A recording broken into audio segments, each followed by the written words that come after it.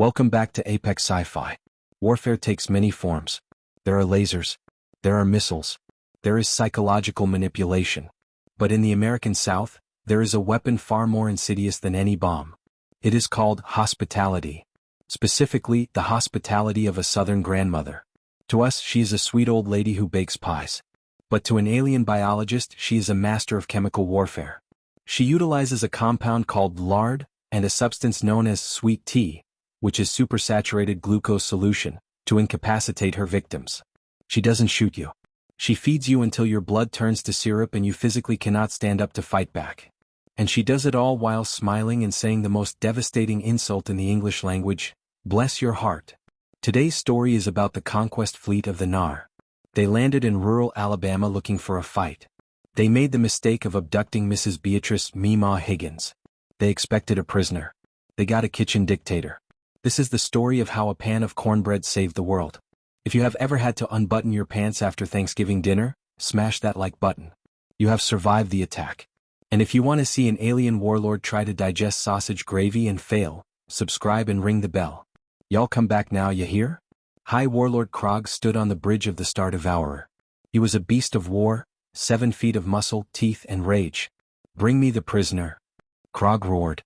2 guards dragged in a small human female. She was about 80 years old.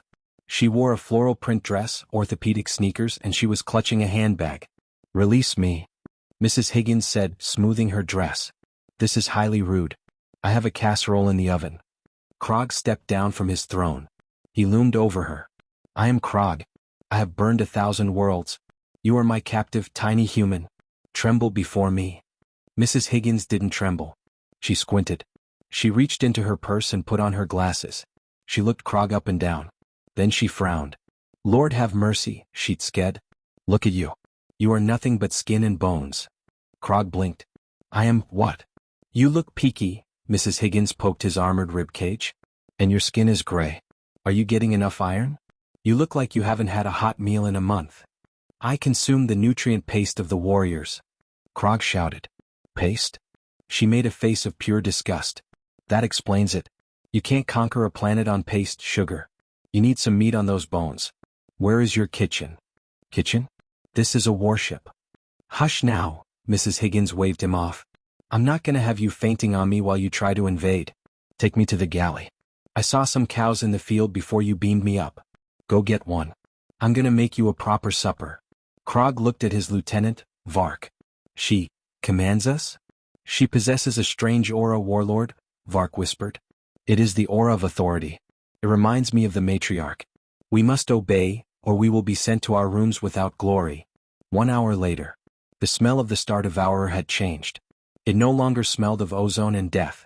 It smelled of bacon grease and yeast. Mrs. Higgins had commandeered the biolab. She had turned the matter replicators into deep fryers.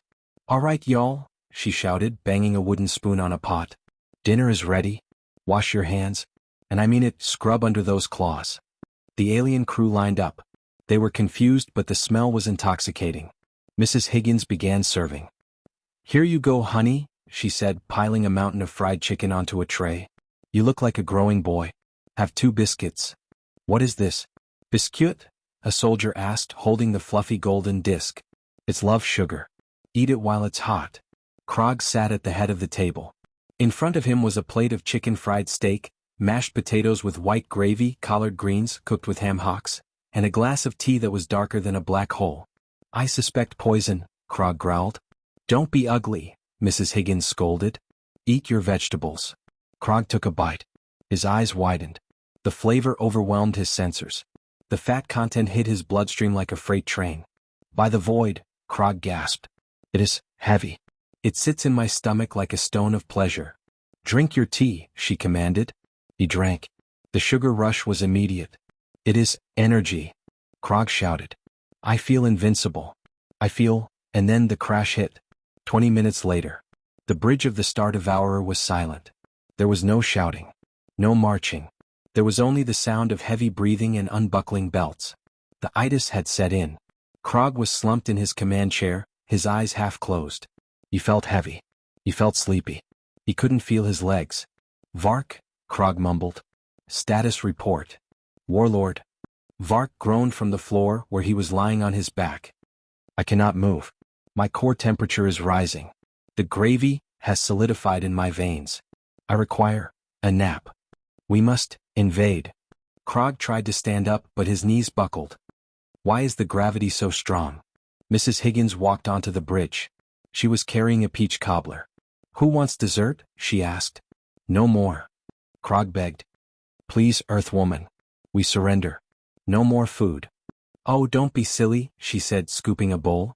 There's always room for cobbler. Look at you, you barely touched your sides. Are you feeling okay? I feel like I am dying, Krog whispered. But, happily. Well, bless your heart, Mrs. Higgins smiled. The translator on Krog's chest beeped.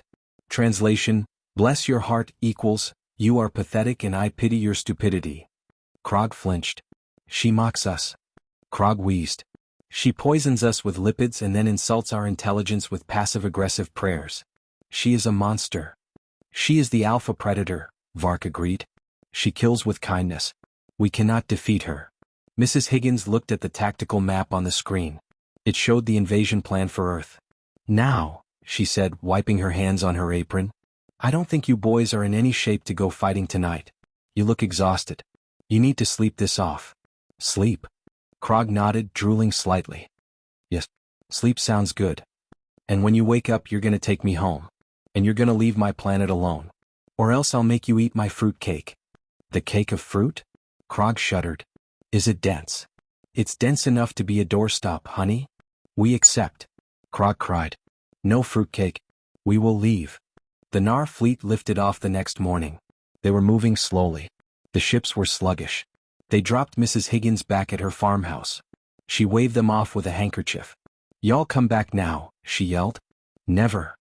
Krog screamed from the airlock. Go to warp speed. Escape the gravy zone. The Nar Empire marked the Earth on their star charts with a skull and crossbones, and a picture of a biscuit.